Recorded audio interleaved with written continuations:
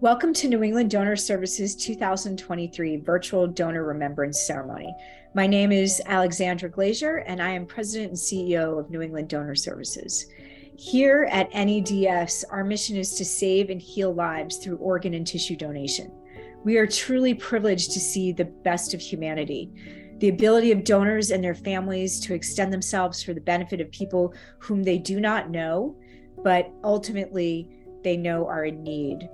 It is humbling to bear witness to this kind of altruism in action. Thank you for spending this time with NEDS and for sharing your loved one's legacy with us. It's been through their gifts of organ, tissue, and eye donation that the lives of many people have been saved, improved, and enhanced, as each transplant has the potential to renew health and restore hope to those in need. As one recent recipient expressed, it's not about the facts and logistics of a patient in need of a transplant. It's about the shift of nearly giving up to having hope once again. It's about what it does for their families, for husbands and wives, kids and siblings, for parents and grandparents, the opportunity to have life and relationships continue to grow and unfold over time. In addition to honoring your loved ones today, we have the opportunity to hear recipient stories, which demonstrate just how strong an impact the gift of donation can have on a life. Also, let us not forget that behind each recipient are those who love and care for them, and they too benefit from the gift of donation. Thank you again for your kindness and generosity in supporting the gift of donation. It is our hope that you find comfort and peace through this ceremony. I would like now to introduce Kelly Green, Manager of Aftercare Services. Thank you, Alex, and thank you all for joining us today as we remember your loved ones who's offered hope to others. I have the privilege of leading our dedicated and compassionate aftercare services team, whose mission is to support donor families after the loss of a loved one. I would like to share with you one of my favorite sayings. To the world, you may be one person, but to one person, you may be the world. To me, this simple sentiment could not be truer when it comes to donation, giving the gift of life. Today, we remember those who have left a profound legacy that matters to the many lives that have been touched by each donor's act of donation. At this time, I'm honored to introduce Reverend Uta Schmidt. Reverend Schmidt currently works in pastoral care at Hartford Hospital and for many years has supported donor families during the donation process. She has firsthand experience on the altruism of donors and their families. Reverend Schmidt? Hello. Thank you for inviting me to share a blessing with you. I invite you to take a brief moment to take a deep breath and breathe in gratitude and hope. Let's be together in a spirit of community, in a spirit of life. Whenever a group of compassionate and caring people are gathered, the presence of something larger than ourselves is among us. The spirit of our common humanity joins us as we remember and honor those who have given the ultimate gift of life, their families, friends, and professional caregivers. In our remembering lies the foundation for hope and confidence for the time ahead. Jewish thinking invites us to find solace in the belief that when our loved ones are taken from us by death, the divine spark of their soul has a permanent dwelling place in our hearts and within the realm of the eternal. Remembering is the sacred link between past and future, between time and eternity. It gives us hope for all of our tomorrows. Let us be aware of the sacredness of this moment, inviting the Holy One of Blessing, the Spirit of life and memory, to fill us with a sense of gratitude and hope. May we be aware that each day given to us is precious and that we are stewards of the wonders of our body, minds, and spirits. May all the families be blessed, the families who had the strength, courage, and compassion in the midst of their heartbreak of losing a loved one to choose life through organ donation. May they be filled, may you be filled with peace and comfort, knowing that the life of your loved one blesses another life in their community. May you be blessed with a sense of wholeness and healing. May your strength resound through the generations, and may your love never cease. May your gift serve as a call to all of us to follow this hopeful path. And may the Holy One of Blessing bless all who are touched by transplant medicine, the donors, the recipients, families, doctors, nurses, clinicians, administrators, the network of professionals and volunteers who dedicate themselves to healing within the luminous space of last moments and new promise. May you all be filled with a deep sense of purpose and contentment. And may the spirit of compassion fill you and surround you with warm rays of hope and a deep sense of peace. So be it. In the name of life, we pray and reflect. Amen. Thank you for that beautiful blessing, Reverend Schmidt.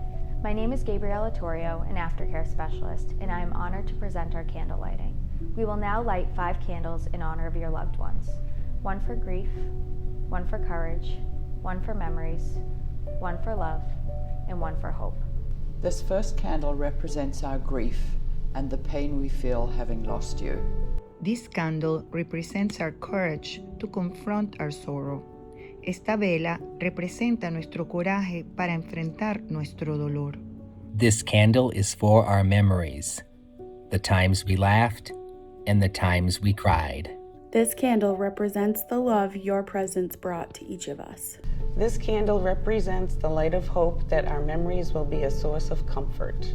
Now we invite you to light your candle at home in memory of your loved one, a memory that will forever be in your hearts. We remain deeply appreciative to all who have considered donation and made the decision to offer the gifts of organ, eye, and tissues to benefit the lives of others.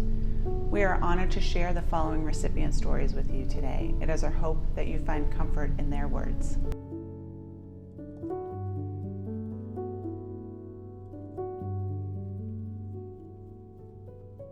I think my story started when I was 39 years old.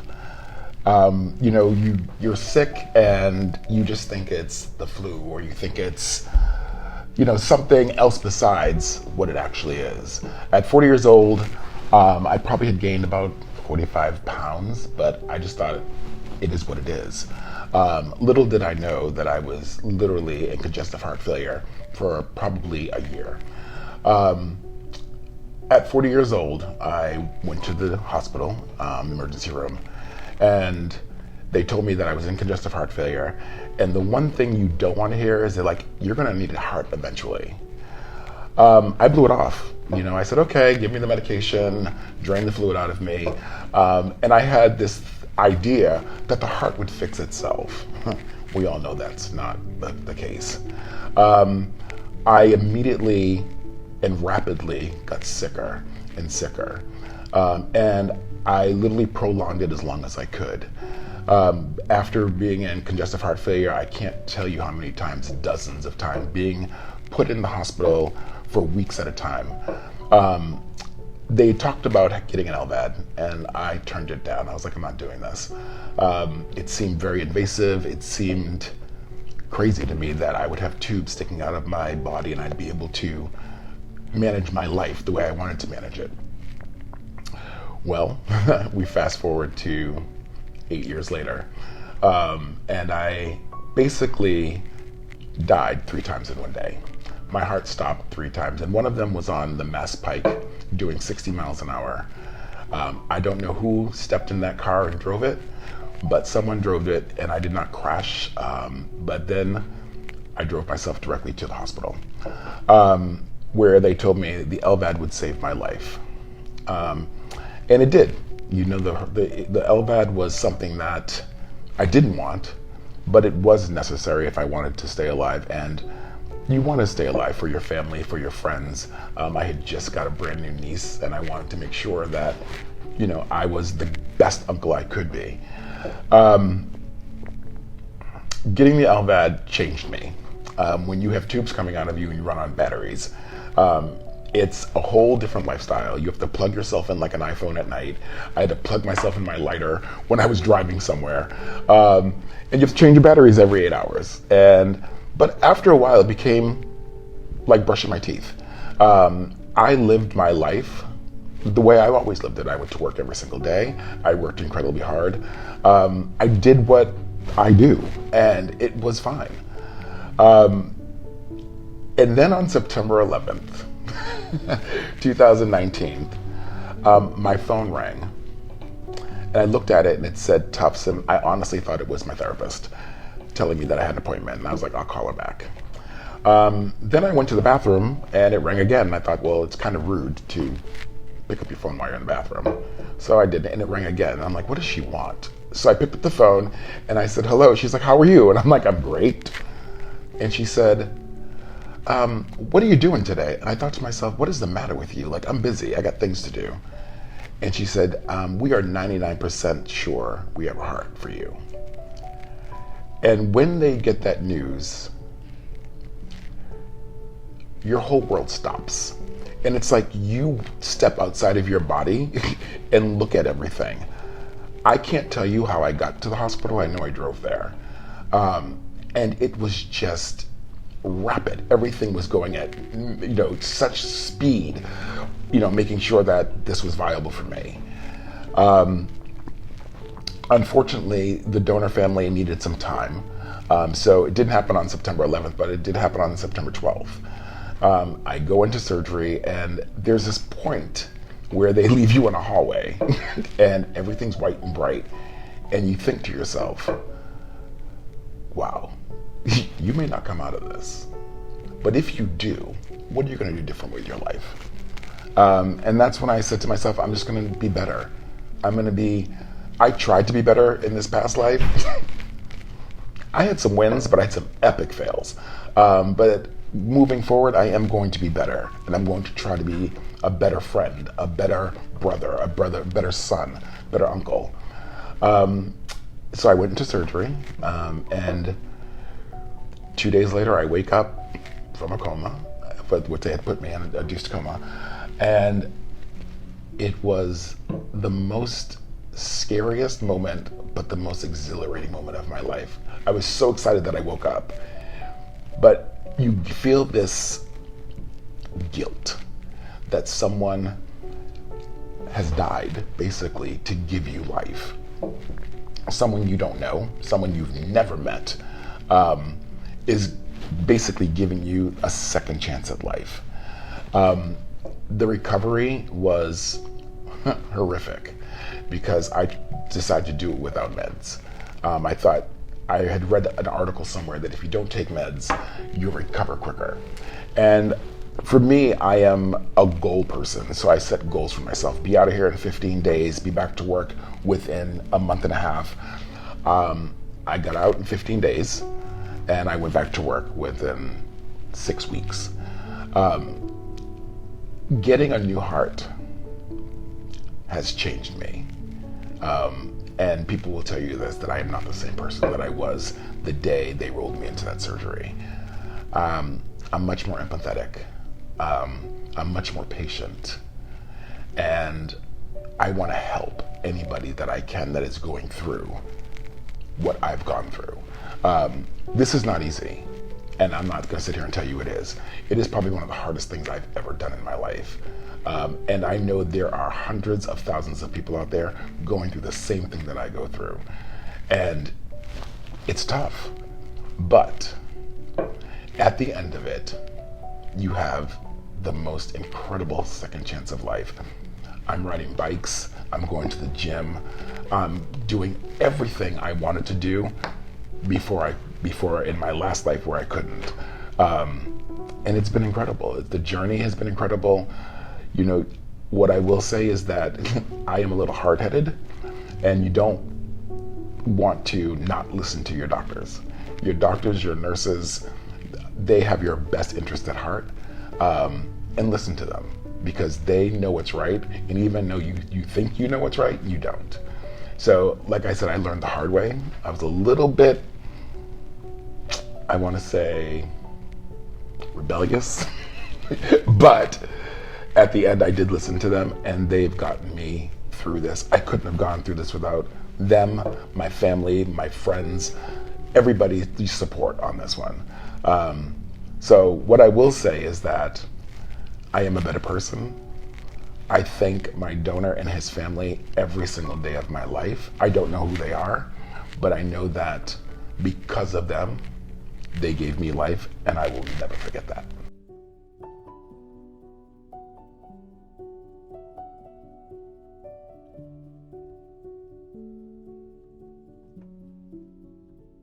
Hey everyone, my name is John Quadarella. I am a recent graduate of Northeastern University where I studied cell and molecular biology. I'm now working at Dana-Farber Cancer Institute as a researcher in head and neck cancer. So I focus on the intersection of epigenetics and immuno-oncology, and it's quite interesting. And I'm here to talk to you because I am a tissue recipient.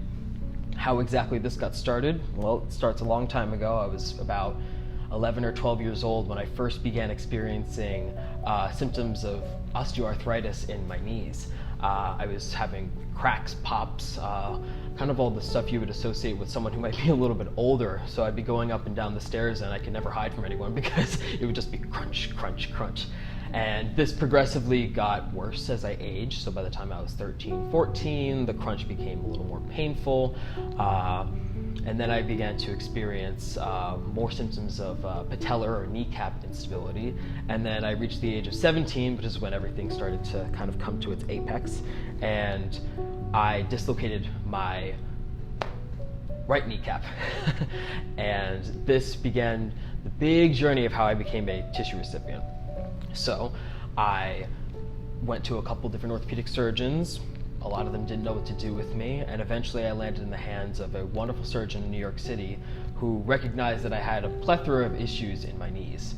I was born with these various ligamentous and bony abnormalities. The way my bones were shaped was not quite right, and my ligaments were really flexible. You can even see today I'm still very, very flexible.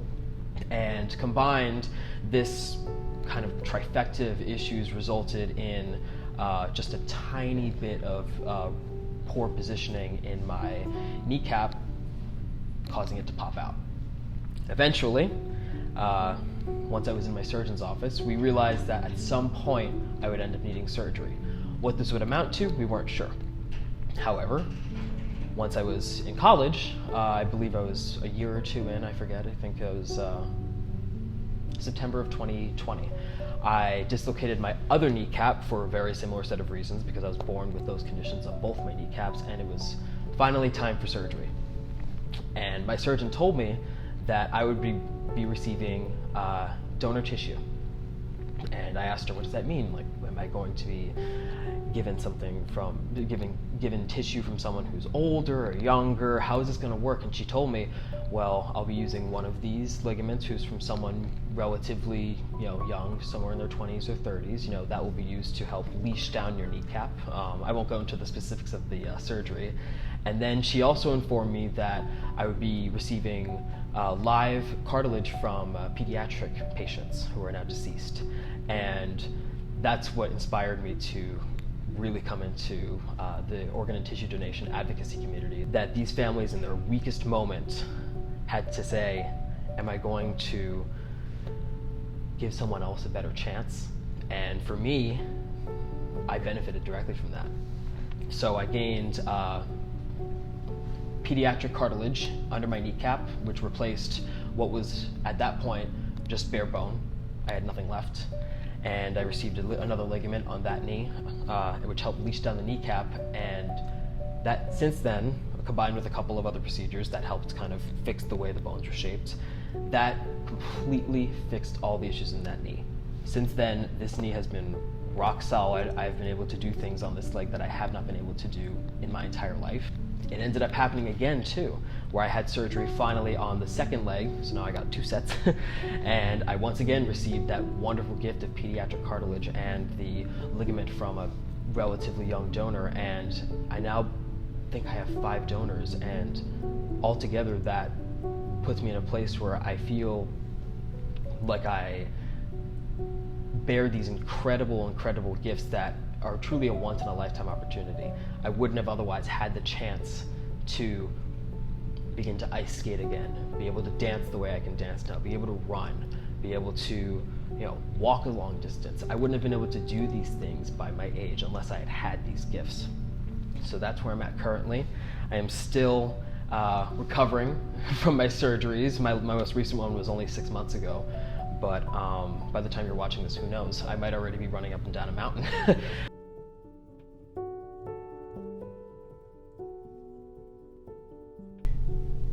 Kelly's story. As a lawyer and a busy mother of 3, Kelly had a full and action-packed life before a terrible battle with a mysterious eye infection stopped her in her tracks. Her problem started after a return from vacation, with redness and discomfort in her left eye. Originally diagnosed with pink eye, the condition did not improve with medication, and it took several months and many different medicines to determine Kelly's issue was due to an amoebic infection, one that was particularly hard to treat and very, very painful.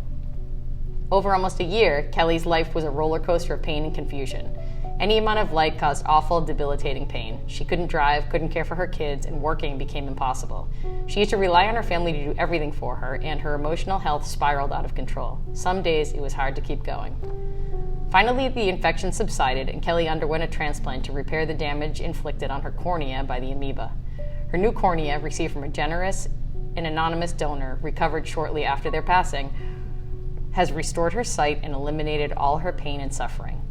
Now what remains for Kelly is a profound sense of grace and gratitude for the donor and the donor's family. I will think of my donor and their family every single time I look at my babies and see them. Every day that I have left to live my life with this beautiful gift of being able to see. Thank you to all our recipients for sharing how their gifts have changed their lives. I would like to take this opportunity to thank all of your loved ones for their compassionate generosity and wish to make the world a better place by helping those in need. Their individual legacies live on in each moment of the healthful lives they have made possible. Inspirational speaker and author Randy Fine has said, "Be the beacon of light in someone's darkness." Today we thank and honor your beacons of light with the photos you thoughtfully submitted for our pictorial tribute. We feel this depicts the true heroes of donation. It is with great pride that I introduce our heroes.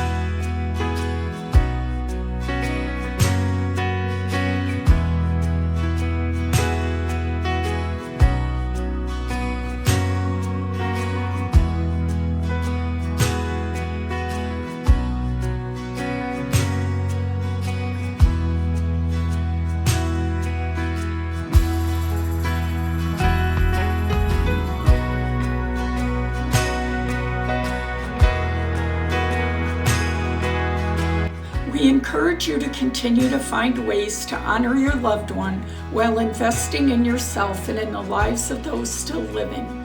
Those who we loved are no longer where they were. They are now wherever we are.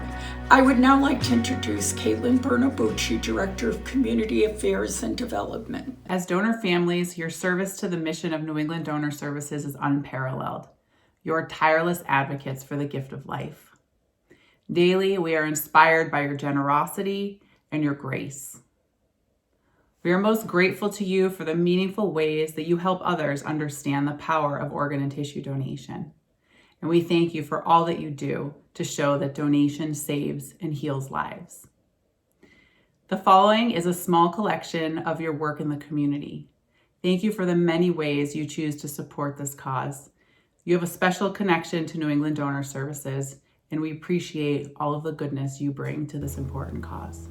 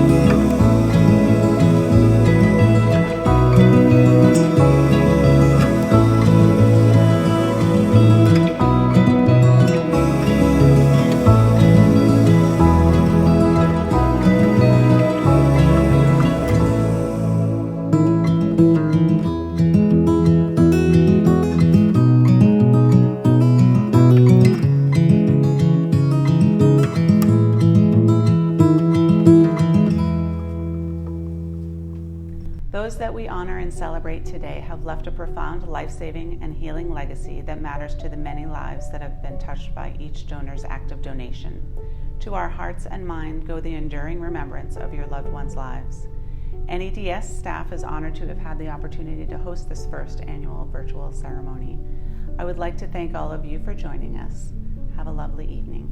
We invite you to visit our aftercare website for grief resources, ways to connect, and a place to create an online tribute in honor of your loved one.